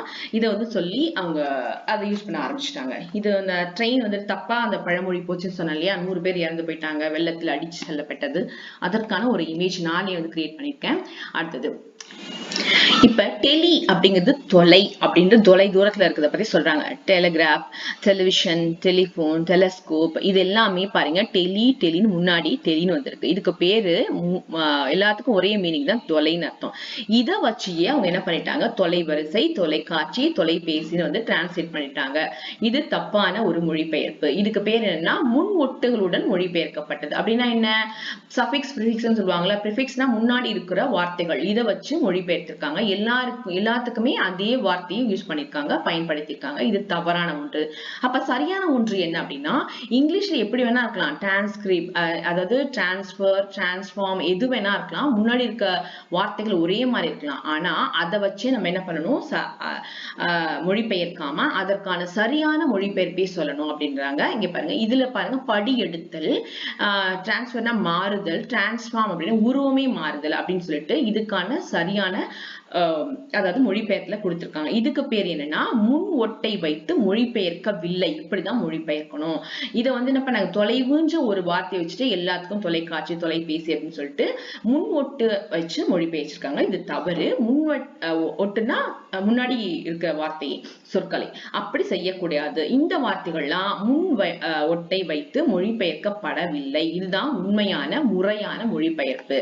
அதற்கான ஒரு எடுத்துக்காட்டு உங்களுக்கு கொடுக்க, முன் ஒட்டுகளுடன் மொழிபெயர்க்கப்பட்டவை, முன் ஒட்டை வைத்து மொழிபெயர்க்கப்படாதவை அப்படின்னு அர்த்தம். இப்ப டெலிபோன், டெலஸ்கோப் அப்படிலாம் வரும்போது தொலைநோக்கி, தொலைபேசி அப்படிலாம் வருது, எல்லாம் தொலை அப்படின்னு அந்த மீனிங். இது தப்பான ஒன்று. சரியான ஒன்று பாத்தீங்கன்னா இது எல்லாமே வந்து டிரான்ஸ்பர் அப்படிங்கிற வரும்போது படி எடுத்தல், உருமாற்றம், டிரான்ஸ்பர் அப்படிங்கிறது இது பாருங்க மாறிட்டே இருக்குது. அதனால என்ன சொல்றோம், படி மாறுதல் அப்படின்ட்டு வேற ஒரு சொல், ஒரே தமிழ் வார்த்தை வராது இதுக்கு. இதுதான் சரியான முறையில் மொழிபெயர்ப்பு அப்படிங்கிறதுக்கான ஒரு எடுத்துக்காட்டு உங்களுக்கு. சரி, இந்த மொழிபெயர்ப்பு பல துறைகளும் இருக்கா அப்படின்னா, இன்றைக்கு பல்துறை நிறைய துறைகள்ல வந்துட்டு மொழிபெயர்ப்பு வளர்ச்சி பெற்றிருக்கு. மொழிபெயர்ப்பு இல்லை அப்படின்னா உலகத்துல எல்லா வகையாக ஊடகம் வளர்ச்சி அடைஞ்சிருக்காது. என்னென்ன ஊடகம், தொலைக்காட்சி, வானொலி, திரைப்படத்துறை, இதழ்கள் போன்ற எந்த ஒரு துறையுமே வந்துட்டு வளர்ச்சி. நிறைய நம்ம டிவி சீரியல் எல்லாம் பார்த்துட்டு வந்தீங்கன்னா பாருங்க, அங்கேயும் எடுக்கப்பட்ட வடமொழியிலிருந்து எடுக்கப்பட்டதான் நிறைய சீரியல்ஸ் இப்போ வந்துட்டு இருக்காங்க. இதுக்கெல்லாம் மொழிபெயர்ப்பு அவசியம் அப்படின்றாங்க. விளம்பர மொழிகளுக்கு மொழிபெயர்ப்பு தேவை கண்டிப்பா. இப்ப எத்தனை மொழிகள் இருக்கு நம்ம இந்தியாவில, அப்ப எல்லாத்துக்கும் அதந்த அவங்கவுங்க மதர் டங்க்கு தகுந்த மாதிரி மொழிபெயர்த்துக்கிறாங்க. இது விளம்பரங்களுக்கு முக்கியமானது.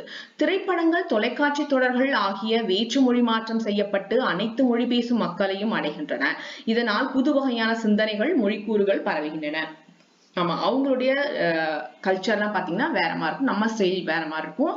இப்ப அத மாதிரி நம்ம பார்க்கும்போது அப்ப நிறைய நமக்கு வந்துட்டு நாலேஜ் இம்ப்ரூவ் ஆகும். இவங்க எல்லாம் எப்படிலாம் இருக்காங்க அப்படின்னு சொல்லிட்டு நிறைய கருத்துகள் நமக்குள்ள இன்புட் பண்ணிட்டே இருக்கோம். நம்ம இதுக்கு மொழிபெயர்ப்பு அப்படிங்கிறது அவசியமானது. மொழிபெயர்ப்பின் பயன் என்னப்பா அப்படின்னு கேக்குறாங்க. இது மொழிபெயர்ப்பு காலம். இந்த காலமே மொழிபெயர்ப்பு காலம் ஆயிடுச்சு. காலையில் எழுந்தவுடன் நாளிதழ் படிப்பது மொழிபெயர்ப்பு மூலமே நமக்கு சாத்தியமாகிறது. இரவு தொலைக்காட்சியில் காணும் கேட்கும் செய்திகள் மொழிபெயர்ப்பு மூலமே கிடைக்கிறது. இடையில் நம் பணிகள் பலவற்றிலும் மொழிபெயர்ப்பின் துணை இருந்து கொண்டே இருக்கிறது. ஆமா, எங்க ஒரு புக் படிக்கும் போதும் சரி, ஒரு இடத்துக்கும் போகும்போதும் சரி, அப்ப வந்துட்டு வேற லாங்குவேஜ் பேசுறவங்க வருவாங்க. அப்ப நம்ம அந்த லாங்குவேஜ்ல பேசுற மாதிரி இருக்கும். அப்ப மொழிபெயர்ப்பு அவசியமா இருக்கு. காலையில இருந்து இரவு படுக்கிற வரைக்கும் அந்த மொழிபெயர்ப்பு அப்படிங்கிறது நம்ம வாழ்க்கையோட கலந்துருச்சு அப்படின்றாங்க. இன்றைய வளரும் நாடுகளில் அறிவியலை உருவாக்க, அரசியலை உருவாக்க, பொருளியலை உருவாக்க, சமூகியலை உருவாக்க, இந்த இலக்கியத்தை உருவாக்க கூட அனைத்திற்குமே மொழிபெயர்ப்பு முக்கியமா. இத்தனை துறைகளிலும் மொழிபெயர்ப்பு அவசியமா இருக்கு. மொழிபெயர்ப்பு மனிதர்களையும் நாடுகளையும் காலங்களையும் இணைக்கிற நெடுஞ்சாலையாக இருக்கிறது. முக்கியமானது அதுதான் என்ன, ஒரு பாலம் கூட சொல்லலாம். ஒரு நெடிய ஒரு நீண்ட ஒரு சாலையா இருக்கு. மனிதர்களையும் சரியா அடுத்த ஸ்டேட்ல இருக்க மக்களையோ இல்ல அடுத்த கண்ட்ரில இருக்கவங்களையோ சேர்க்கறதுக்கான ஒரு நெடுஞ்சாலைனா நம்ம அந்த பாதையில போறது இல்ல, மொழி அந்த லாங்குவேஜ் கத்துக்கிறது, அதோட மொழி மாற்றம் இது நம்மள ஒன்னா சேர்க்குது அப்படின்றாங்க. அதுக்கப்புறம் இது மட்டும் இல்லாம கடந்த காலத்தை எதிர்காலத்துடன் இணைக்கும் அது மனித வாழ்வின் ஒரு பகுதியாகவே இருக்கிறது. பல மொழிகளிலும் காணப்படும் சிறப்பு கூறுகளை எல்லாம் ஒருங்கே சேர்த்து அனைவருக்கும் பொதுமையாக்குகிறதாமா.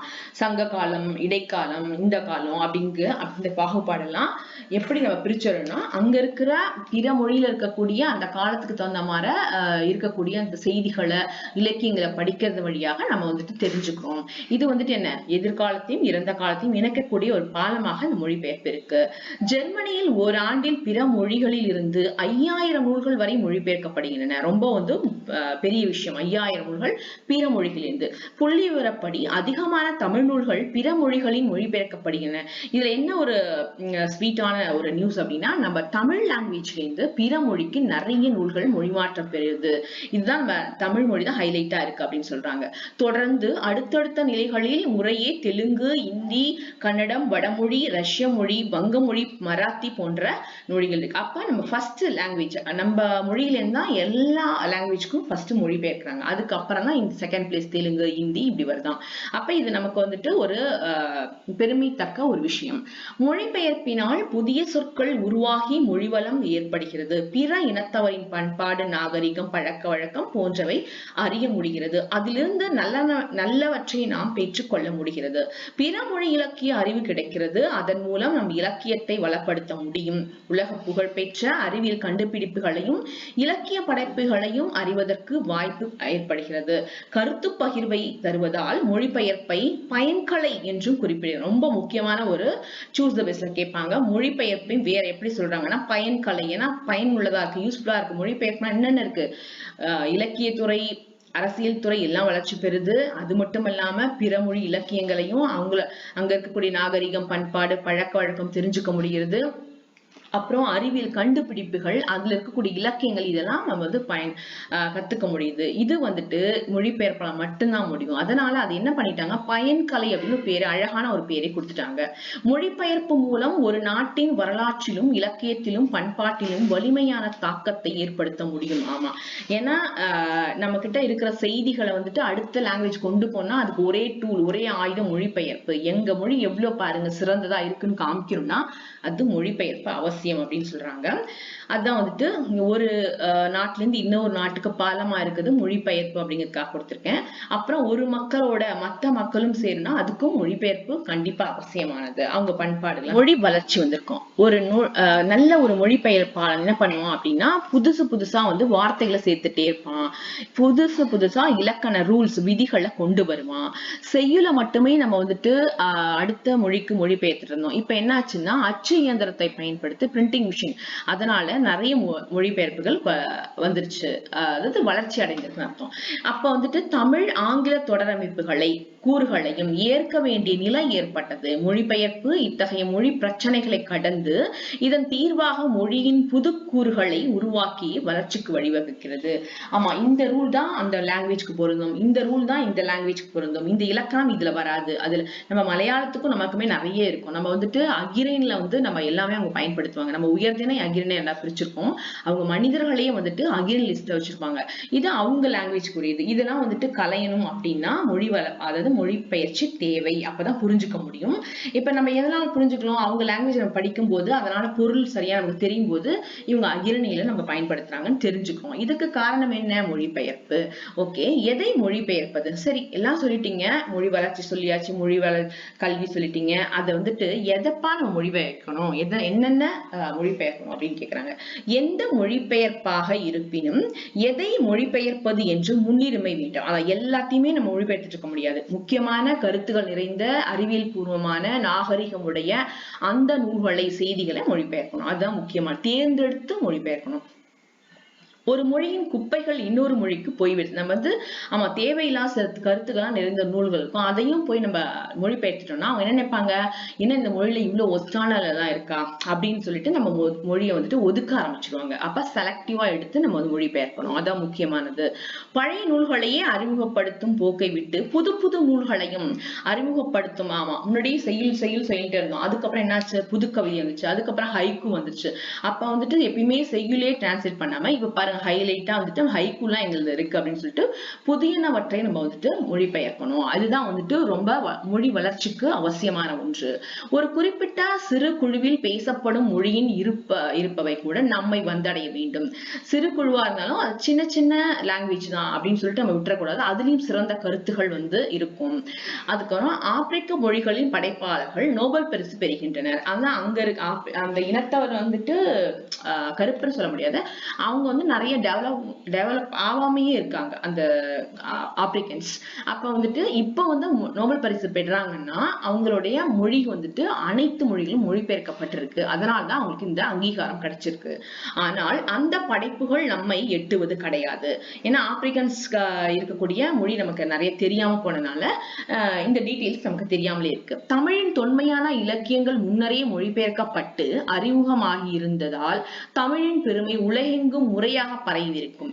ஹார்வர்ட் பல்கலைக்கழகத்தில் தமிழ் இருக்கை அத்தகைய பணிகளில் ஈடுபட வேண்டும். தமிழுக்கு அத்தனை அறிவு செல்வங்களும் கிடைக்க வேண்டும். இதனை குலோத்துங்கன் காசினியில் இன்று வரை அறிவின் மன்னர் கண்டுள்ள கலைகள் எல்லாம் தமிழில் எண்ணி பேசி மகிழ் நிலை வேண்டும் அப்படின்னு சொல்லியிருக்காரு. அதாவது என்ன சொல்றாங்கன்னா, நம்ம தமிழ் மொழி இன்னும் பல நூற்றாண்டுகளுக்கு முன்னாடியே எல்லா நாடுகளுக்கும் தெரிஞ்சிருந்துச்சுன்னா என்னைக்கும் நம்ம வந்து ஹார்வர்ட் அந்த யூனிவர்சிட்டியில வந்துட்டு நம்ம மொழிக்கு ஒரு இருப்பிடம் கிடைச்சிருக்கோம். நம்ம இப்ப வந்துட்டு அதை கஷ்டப்பட்டுட்டு அந்த பிளேஸ் தேடிட்டு இருக்கோம், ஃபண்ட் தேடிட்டு இருக்கோம். எல்லாரும் வந்துட்டு தமிழ் மொழி அங்க போகணும்னா இவ்வளோ நிறைய வந்துட்டு க்ரோஸ் கணக்குல வந்துட்டு பணம் தேவைப்படுது. ஆனா இது முன்னாடியே டெவலப் ஆயிருந்துச்சுன்னா இந்த கஷ்டம் நமக்கு தேவையில்லை அப்படின்னு சொல்றாங்க. இந்த மொழிபெயர்ப்பு முன்னாடியே வந்திருந்திருந்தா இது வந்துட்டு சாத்தியமா இருந்திருக்கும். இப்ப அந்த கஷ்டம் தேவை கொஞ்சம் அதிகமா இருக்கு. நம்ம மொழியை கொண்டு போய் ஹார்வர்ட் பல்கலைக்கழகத்துல அதுக்கான ஒரு இருப்பிடத்தை அமைக்கணும்னா கொஞ்சம் கஷ்டமா இருக்கு. இந்த மொழிபெயர்ப்பு முன்னாடியே வந்திருக்கலாம் அப்படின்னு சொல்றாங்க. அதுதான் வந்துட்டு யார் சொல்றாங்கன்னா, குலோத்துங்கன் அப்படின்றவரு காசினியின் இன்று வரை அறிவின் மன்னர் கண்டுள்ள கலைகள் எல்லாம் தமிழில் எண்ணி பேசி மகிழ் நிலை வேண்டும் அப்படின்னு சொல்லிட்டு குறிப்பிடுகிறார். ஓகேவா? இது வந்துட்டு அந்த பழைய செய்திகள் இப்ப வந்துட்டு பிரிண்ட் அவுட் எங்க வேணாலும் நினைச்சு இது மாதிரி எழுத ஆரம்பிச்சுட்டாங்க, கொடுக்க ஆரம்பிச்சுட்டாங்க. சீக்கிரம் விரைவாகவும் கிடைக்குது. செய்ய வேண்டுவன. அப்ப நம்ம என்ன செய்யணும் அப்படின்னா, மொழிபெயர்ப்பு நிறுவனங்களை அமைப்பதும் மொழிபெயர்ப்பை கல்வியாக்குவதும் மொழிபெயர்ப்புக்கு உதவும் சொற்களஞ்சியங்களை உருவாக்குவதும் ஒரு மொழியின் சிறப்பு கூறுகளுக்கு இணையான சமன்பாடுகளை உருவாக்குவதும் பட்டறைகள் நடத்துவதும் நூல் வெளியில் இருந்து செயல்பட வேண்டும். அதாவது நூல் வெளியிடுவது. அதாவது என்ன சொல்றாங்கன்னா, இந்த மொழிபெயர்ப்பு வளர்ச்சியில நீங்க என்ன பண்ணணும் அப்படின்னா, நிறைய வந்து நிறுவனங்கள் நிறைய வந்துட்டு சின்ன சின்ன பிரான்ச்சஸ், என்ன சொல்றது, ஆர்கனைசேஷன் அதை வந்துட்டு நிறுவுங்க. அதுக்கப்புறம் அந்த மொழிபெயர்ப்பு வந்து கல்வியா ஆக்குங்க, அதாவது படிப்பா ஆக்கிக்கோங்க. மொழிபெயர்ப்பு வந்து ஒரு படிப்பாவே ஏற்படுத்துறீங்க. அதுக்கப்புறம் அதற்கு தேவையான சொற்களஞ்சியங்களை புதுசு புதுசா உருவாக்குங்க. இதுதான் ரொம்ப முக்கியமானது. அதுக்கப்புறம் சிறப்பான கூறுகளை எல்லாம் வந்துட்டு சமன்படுத்துங்க. சிறந்த கூறுகளை, பட்டறைகள்னா அது வந்து பண்படுத்து, அங்க படிக்கக்கூடங்கள்ல செம்மைப்படுத்துறதுக்கான ஒரு பட்டறைகளை, அதாவது பள்ளின்னு சொல்லலாம், அந்த மாதிரி ஒரு இடத்த வந்துட்டு நிறுவுங்க. அதுல நூல்களை வெளியிடுங்க. இப்படிலாம் நீங்க செஞ்சீங்கன்னா மொழிபெயர்ப்பு கண்டிப்பா வளர்ச்சி பெறும். இதுதான் நம்ம செய்ய வேண்டியது அப்படின்றாங்க. சாகித்ய அகாதமி நிறுவனமும் தேசிய புத்தக நிறுவனமும் பல மொழிகளிலிருந்து நல்ல படைப்புகளை எல்லாம் இந்திய மொழிகளிலும் மொழிபெயர்த்துள்ளது. இந்த ரெண்டு வேலை, சாகித்ய அகாடமியும் தேசிய புத்தக நிறுவனமும் நம்ம தமிழுக்கு பல மொழிகள் இருந்து படைப்புகளை மொழிபெயர்த்து தந்திருக்கு. இது அவங்க வந்துட்டு ஒரு வேலையா பண்ணிட்டு வராங்க. வெவ்வேறு படைப்புகள் மட்டும் கிடையாது, துறை சார்ந்த, ஆமா, ஒவ்வொரு டிபார்ட்மெண்ட் சேர்ந்த மொழிபெயர்ப்பும் இருக்கு. படைப்புகள் வந்துட்டு இலக்கியம் மற்றும் கவிதை அது மாதிரி கிடையாது. நிறைய டிபார்ட்மெண்ட்ஸ், இப்ப சயின்ஸ் எடுத்துக்கிட்டோன்னே அது நிறைய டிபார்ட்மெண்ட்ஸ் இருக்கு. அது சார்ந்த கம்ப்யூட்டர் ஃபீல்டு இருக்கு, ஸ்பேஸ் இருக்கு, உங்களுக்கு ஆர்கிடெக்ட், இந்த மாதிரி அந்தந்த துறை சார்ந்தது. மருத்துவத்துறைன்னு பாத்தீங்கன்னா ஹோமியோபதி இருக்கு. அதுக்கும் எப்ப வந்து நம்ம பழங்கால மருத்துவம், கிராமத்து வைத்தியம், இந்த மாதிரிலாம் இருக்கு. அந்த துறை சார்ந்த நூல்களும் சிறப்பான நூல்களும் மொழிபெயர்த்து கொடுக்கிறாங்க. அவ்வகையில் தமிழில் பல நூல்கள் உருவாக்கப்பட வேண்டும். சென்றிடுவீர் எட்டு திக்கும் கலை செல்வங்கள் யாவும் குழந்திங்கு சேர்ப்பீர். எல்லா 8 திசையும் போங்க. எத்தனை திசை இருக்கு? 4 8 திசையும் இருக்கு. எங்க பார்த்தாலும் போங்க, 8 திசைக்கும் போங்க. அங்க இருக்கக்கூடிய கலை செல்வங்கள் அப்படின்னா கலைன்னா என்ன, இந்த 64 கலைகள் சொன்ன, நாட்டியமோ ஓவியமோ, அதாவது உரைநடை எழுதுறதோ அல்லது பாடல் எதுவா இருந்தாலும் அங்க இருக்கக்கூடிய சிறந்த செல்வங்களை நம்ம நாட்டுக்கு எடுத்து சேருங்க அப்படின்னு சொல்றாங்க. என்று யார் சொல்றா? பாரதி கூறுவதை தமிழகம் செயல்படுத்த வேண்டும். தமிழக மக்களை நீங்க அதை செயல்படுத்துங்க. பொருள் ஈட்டுவதற்காக மட்டும் 8 திசையும் போகாதீங்க, அங்க இருக்கக்கூடிய கலைச்செல்வங்களையும் எடுத்துட்டு நம்ம நாட்டுக்கு சேருங்க அப்படின்னு பாரதி சொல்றாரு. இது தமிழக மக்களை நீங்க இதை செயல்படுத்துங்க.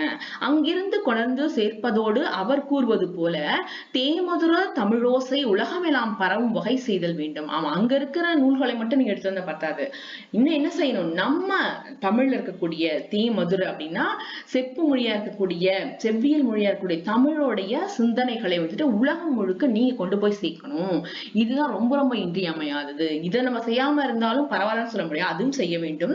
பிறமொழி கலையில இருக்கக்கூடிய கலைகள் செல்வங்களை கொண்டு வரணும். ரொம்ப இம்பார்ட்டன்ட், நம்ம மொழியை வந்துட்டு உலகத்துல எல்லா இடத்துக்கும் கொண்டு சேர்க்கணும் அப்படின்றது பாரதியாரோட ஒரு ஆவல். இது வரைக்கும் நம்ம வந்துட்டு ஃபுல்லா படிச்சாச்சு. ரொம்ப பெரிய லெசன் இது. ஆனா நீங்க வந்துட்டு நிறைய கொஸ்டின்ஸ் கிட்டத்தட்ட வந்து 15 மார்க்ஸ் இருக்கு இதுல, நீங்க எல்லாம் படிச்சுக்கணும். எந்த திசையும், அதாவது எத்திசையும் புகழ் மணக்க. பிரான்ஸ் தேசிய நூலகத்துல தமிழ் ஏடுகளும் கையெழுத்து பிரதிகளும் இருக்கு. எப்படின்னு பாருங்க. பிரான்ஸ் அதுல தேசிய நூல் கூட்டத்தில், அதாவது ஏறக்குறைய 1000 பழைய தமிழ் ஏடுகளும் கையெழுத்து பிரதிகளும் உள்ளன. அதுல வந்து என்ன சொல்றாங்கன்னா, பிரான்ஸ் நூல் குறிப்பேடு இருக்கு இல்லையா, அதுல வந்து அது தேசிய நூல்னா பயோகிராபி. இப்ப நம்மளை பத்தியே, நம்ம ஆட்டோகிராஃப் நம்மளை பத்தியே எழுதுது, அந்த நூலை பத்தியே எழுதுதுன்னா தங்களை பத்தியே எழுதிக்கிறது, அந்த நாட்டை பத்தியே எழுதுது. அப்படி எழுதும்போது அதுல என்ன இருக்கு கண்டுபிடிச்சாங்கன்னா, தமிழ் மொழியில ஏடுகளும் நிறைய வந்துட்டு ஏடுகள்லாம் என்னன்னா நூல், அதாவது பக்கங்கள், நிறைய ஏடுகள் வச்சுக்கலாம், பக்கங்கள் வச்சுக்கலாம். அதுவும் இல்லாம கையெழுத்துகளும் பிரதிகள், நிறைய பேர் எழுதின கையெழுத்து பிரதிகளும் அதுல இடம்பெற்றிருக்கு. எவ்வளவு அப்படின்னா 1000 இருக்கு அப்படின்றாங்க. இவற்றுள் சில இந்தியாவிலேயே கிடைக்காத படிகளும் இருக்கின்றன. நம்ம இந்திய மொழி, தமிழ் மொழி இந்தியாவில் இருக்கக்கூடிய ஒரு அங்க கிடைக்காத பதிவுகள் கூட இங்க பிரான்ஸ்ல இருக்கக்கூடிய அந்த நூற்கூடத்துல, அங்க லைப்ரரியில கிடைச்சிருக்கு. பண்டைய காலத்தில் முதலாக ஐரோப்பியர் யாத்த இலக்கணங்களும் கையெழுத்து பிரதிகளும் இந்நூற்கூடத்தில் இருக்கின்றன. அதாவது ஐரோப்பியர்கள் எழுதப்பட்ட, அவங்களால படைக்கப்பட்ட இலக்கண நூல்களும் கையெழுத்து பிரதிகளும், நம்ம தமிழ் மட்டும் கிடையாது, ஐரோப்பியன்ஸ் எழுதியிருக்காங்க, அதுவும் அங்க இருக்கு. அங்கிருக்கும் தமிழ் நூல்களில் பட்டியலை படித்த பொழுது இன்னும் அச்சிடப்பெறாத நூல்கள் சிலவற்றின் தலைப்பை கண்டேன். அதாவது நிறைய புத்தகம் நம்ம கிட்ட தான் இருக்குன்னு நினைச்சோம், ஆனா நமக்கே தெரியாத நம் தமிழ் படைப்புகள் வந்துட்டு அந்த தேசிய நூல்ல, எங்க பிரான்ஸ் தேசிய லைப்ரரியில இருக்கான். என்னது? மாணிக்க வாசகர் பிள்ளை தமிழ், சரளி புத்தகம், புதுச்சேரி அம்மான் பிள்ளை தமிழ், இதெல்லாம் நம்ம கேள்விப்படவே இல்லை. இதெல்லாம் எங்க இருக்கு அப்படின்னா பிரான்ஸ் லைப்ரரியில இருக்கு. இது நம்ம தமிழர்களுடையது, நமக்கே தெரியாம அங்க இருக்கு. இது நம்ம மொழியில நம்ம மொழிபெயர்க்கணும். இது நம்மளுடைய ஒரு கடமையும் கூட. இதை யார் சொல்லியிருக்காரு அப்படின்னா தனிநாயகம் அடிகள். அவர் தான் வந்துட்டு இவ்வளவு கருத்துக்களை சொல்லிருக்காரு. அப்ப அந்த காலத்திலேயே தமிழ் மொழி 8 திசையும் பரவி இருக்குங்கிறதுக்கு ஒரு எடுத்துக்காட்டா சொல்லியிருக்காரு. ஓகேவா? சரி, இது உங்களுக்கு book back questions. Extra question நான் உங்களுக்கு கொடுக்கல இந்த தரம். ஏன்னா இதுவே நீங்க படிச்சுக்கோங்க. லெசன் பெருசா இருக்கிறதுனால டீட்டெயில்ஸ் கண்டிப்பா கொடுத்துருக்கேன், கேட்க சான்சஸ் இருக்கு. ஸோ நீங்க டீட்டெயில் படிச்சுக்கோங்க. இலக்கண குறிப்பு பார்த்துடலாம். உரு துயர் அப்படிங்கிறது வினைத்தொகை, 3 காலத்துக்கும் அப்ளிகபிளா இருக்கு. நிகழ்காலம், எதிர்காலம், இறந்த காலம். அதனால உரு துயர் வினைத்தொகை. பெருமானே அப்படின்னா விழித்தொடர், விழினா அழைக்கிறன்னு அர்த்தம். பெருமானே என்னை வந்து காப்பாத்து, பெருமானே எனக்கு வந்துட்டு கடவுளை நோக்கி நம்ம வந்து கூப்பிடுறதா அர்த்தம். அதான் விழித்தொடர், அழைக்கிறது. வாழ்ந்தேன் அப்படி பாருங்க, வாழ்ந்தேன் அப்படிங்கிறது ஒருத்தன் வந்து தன்னை பத்தி சொல்லிக்கிறான். அதனால தன்மை, ஒரு சிங்கிள், ஒரு பர்சன், அதனால ஒருமை. வினைமுற்று, நான் வந்து நன்றாக பல வருடங்கள் நன்றாக வாழ்ந்தேன் அப்படின்னு சொல்லி முடிச்சுட்டான். அதனால தன்மை, ஒருமை, வினைமுற்று. எய்தி அப்படிங்கிறது பெயரெச்சம். நுவன்ற அப்படிங்கிறது வினையெச்சம், பெயரெச்சம். இது ரெண்டுத்துக்குமே உங்களுக்கு வேறுபாடு நிறைய கொடுத்திருக்கேன். இ உ அப்படின்ற இறுதி எழுத்து முடிஞ்சதுன்னா அதுக்கு வினையெச்சம். அ ஆ அப்படின்ற இந்த இறுதி எழுத்து முடிஞ்சதுன்னா பெயரெச்சம். இரு பிளஸ் அ ரே வரும் இல்லையா? இப்ப இத்து பிளஸ் இ வருது இல்லையா? அப்ப இது வினையெச்சம், இது பெயரெச்சம். ஓகேவா? எல்லா ஸ்டைலையும் இலக்கண கொடுத்துட்டு இருக்கேன். நீங்க வந்துட்டு அலட்சியமா எடுத்துக்கூடாது. ஏன்னா கண்டிப்பா 4 மார்க்ஸ் இருக்கு இலக்கண குறிப்புக்கு. அதனாலதான் நான் எல்லா ஸ்டைலையுமே உங்களுக்கு நான் கொடுத்துட்டு இருக்கேன். இன்னைக்கு நம்ம என்ன பார்த்தோம் அப்படின்னு கேட்டீங்கன்னா, முக்கியமா வந்து செப்பேடுகள் வச்சு பார்த்தோம். இதுதான் வந்து சின்னமனூர் செப்பேடு. அதுக்கப்புறம் வந்துட்டு மொழிபெயர்ப்புனா தேவை, மொழிபெயர்ப்போட தேவை என்ன, அது மகாபாரதத்துல இருந்து கம்பராமாயணம் வரைக்கும் இந்த நூல்கள் வந்துட்டு மொழிபெயர்த்தனால நமக்கு வந்திருக்கு. அனைத்து துறையை சேர்ந்த மற்ற மொழியை சேர்ந்த சிந்தனையாளர்கள், எழுத்தாளர்கள், அவளை பத்தி தான் தெரிஞ்சுக்கணும். அவங்களோட படைப்புகள் நம்ம தெரிஞ்சிருக்கணும் அப்படின்றாங்க. அதுக்கப்புறம் மொழிபெயர்ப்பு கல்வி ரொம்ப அவசியமான ஒன்று, அதை பத்தி சொல்லிருக்கோம். ஏன்னா ஒரு பெரிய நாடே வந்துட்டு அழிவுக்கு உள்ளானது இந்த மொழிபெயர்ப்பு சரியாக இல்லாததால் அப்படிங்கிறதுக்கு ஒரு எடுத்துக்காட்டு. அதுக்கப்புறம் வந்துட்டு நிறைய படைப்பாளிகள் நமக்கு கிடைச்சிருக்க மாட்டாங்க. பாரதியார், ஷேக்ஸ்பியர், அப்புறம் வந்து ரவீந்திரநாத் தாகூர், கம்பர், இத மாதிரி இத்தனை ஒரு இவரு நமக்கு ஒரு எடுத்துக்காட்டுகள் சொல்லியிருக்காங்க நூல்ல. நிறைய படைப்பாளிகள், அவங்கள பத்தி மொழிபெயர்ப்பு எல்லாம் தெரிஞ்சுக்கவே முடியாது. அப்ப ரொம்ப வாழ்க்கையோட ஒரு மொழிக்கு அவசியமானது மொழிபெயர்ப்பு அப்படின்னு சொல்ல வராங்க. திருக்குறள் உலக பொதுமுறையா போற்றப்பட்டதுக்கு காரணம் மொழிபெயர்ப்பு. அதுக்கப்புறம் ஒரு நாட்டோட வளர்ச்சி அங்க இருக்கக்கூடிய மின் ஆற்றலை வச்சுதான், அங்க இருக்கக்கூடிய தொழில் சாலைகளை வச்சுதான் தெரிஞ்சுக்கலாம் அந்த நாடு எப்படி வளம் பெற்றது. அதே மாதிரி ஒரு மொழி வளர்ச்சி பெற்றதுன்னா அங்க இருக்கக்கூடிய நூல்களின் எண்ணிக்கை, மொழிபெயர்க்கப்பட்ட நூல்களின் எண்ணிக்கை வச்சு அந்த மொழியோட பண்பாடு, அறிவு நம்ம தெரிஞ்சுக்கலாம் அப்படின்றாங்க. அதுக்கப்புறம் வந்து மொழிபெயர்ப்புனா என்ன, இதுல முக்கியமானது வால்காவிலிருந்து கங்கை வரை அப்படின்ற இந்த கொஸ்டின் கண்டிப்பா கேட்பாங்க. இது நீங்க படிச்சுக்கோங்க. அதுக்கப்புறம் வந்துட்டு இது வந்துட்டு நம்மளோட பண்பாடு, அறிவியல் எப்படி கண்டுபிடிக்கணும்னா அங்க இருக்கக்கூடிய புக்ஸோட எண்ணிக்கை வச்சு. அதுக்கப்புறம் மொழிபெயர்ப்பை செம்மைப்படுத்த வேண்டும். இந்த ரயில்வேல சொன்னா இல்லையா, ஒரு ட்ரெயின்ல போயிட்டு இருக்கும்போது 100 பேர் வெள்ளத்துல மாட்டிக்கிட்டாங்க அப்படின்னு சொல்லி அது தப்பான ஒரு டிரான்ஸ்லேஷன். அதனால அதுக்கப்புறம் ஒரு ஊசியோட காதுல நூல் மட்டும்தான் போகும், ஆனா கயிறு போகாது, அது கேமல் ஒட்டகம் போகாதுன்னு தப்பா வந்துட்டு எடுத்துக்கிட்டாங்க. இதுக்கு வந்துட்டு மொழிபெயர்ப்பு சரியில்லாத காரணம்.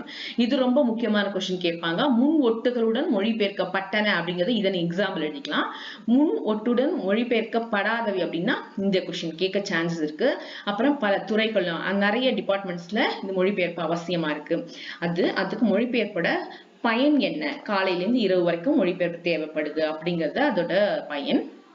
அப்புறம் அரசியல் துறை, பொருளியல் எல்லாத்தையும் பயன்படுது. ஒவ்வொரு மொழிகளிலும் இன்னைக்கு மொழிபெயர்ப்புல முக்கியமான இடத்தை பெற்றிருக்கக்கூடியது நம்ம மொழி, தமிழ் மொழி தான். ஜெர்மன்ல வந்துட்டு ஒவ்வொரு ஆண்டும், இது ஒரு முக்கியமான கொஸ்டின், 5000 நூல்கள் வந்துட்டு மொழிபெயர்க்கப்படுது அப்படிங்கிறதும் ஒரு சேர்ந்த கருத்து. இன்னும் ஒரு முக்கியமான ஒரு சொல்ல மாதிரிட்டேன், மொழிபெயர்ப்பை எப்படி சொல்றாங்கன்னா பயன்கலை அப்படின்றாங்க. இது கண்டிப்பா கேட்பாங்க. அதுக்கப்புறம் வந்துட்டு மொழியின் வளர்ச்சி என்ன பண்ணணும் அதுக்கான அப்படிங்கிறதுக்கானது, எதெல்லாம் நம்ம மொழிபெயர்க்க வேண்டும் அப்படிங்கிறதுக்காக தெளிவாக சொல்லியிருக்காங்க. ஓகேவா? இது வரைக்கும் நம்ம எல்லாத்தையும் பார்த்துட்டோம். இது வந்து என்ன செய்யணும், அதுக்கான ஸ்டெப்ஸ் என்ன எடுக்கணும்னா, இருக்கக்கூடிய எல்லா நூல்களையும் மொழிபெயர்க்க கூடாது. செலக்டடா எடுத்து கருத்துக்கள் நிறைந்ததை மட்டும்தான் மொழிபெயர்க்கணும் அப்படின்னு சொல்றாங்க. அது வந்து பாரதியார் என்ன சொல்றது, நம்ம மொழியை வந்துட்டு அடுத்த மொழியில டிரான்ஸ்ஃபர் பண்ணுங்க, மொழிபெயருங்க, அது ரொம்ப முக்கியமானது அப்படின்னு சொல்றாரு. அதுக்கப்புறம் நமக்கு தெரியாத நம்மளோட நூல்கள் வந்துட்டு பிரான்ஸ் நூல், அதாவது லைப்ரரியில வந்துட்டு இடம்பெற்றிருக்கு நமக்கே தெரியாம. அப்ப அந்த காலத்திலேயே நூல்கள் மொழிபெயர்க்கப்பட்டிருக்கு அப்படிங்கிற ஒரு எடுத்துக்காட்டு. ஓகேவா? மீதி எல்லாம் நீங்க படிச்சிருவீங்க. இது எல்லாம் புக் பேக் கொஸ்டின் தான். பொறுமையா உட்காந்து படிங்க. நிறைய கொஸ்டின்ஸ் கேட்பாங்க. நீங்க வந்துட்டு ஒரு தடவைக்கு 2 தடவை படிங்க. இது உங்களுக்கு ஆஸ் யூஷுவல் தெரியும். நம்ம வந்துட்டு மீள் பார்வை சொல்லியிருக்கோம். இன்னைக்கு ஆசிரியர் கிடையாது, இது செய்யுள் கிடையாதுனால ரெண்டுமே வராது. அப்புறம் நுழைமுன் பார்த்தாச்சு. லைவா படங்கள் பார்த்துட்டோம். அதுக்கான டெஃபினேஷன் கொடுத்துருக்கேன். அதுக்கப்புறம் நூல்வெளி வந்துருச்சு. கொஸ்டின் அண்ட் ஆன்சர், இலக்கணம் ஆஸ் யூஷுவல் எல்லாம் பார்த்துட்டோம். நாளைக்கு ஒரு முக்கியமான லெசனோட உங்களை பார்க்க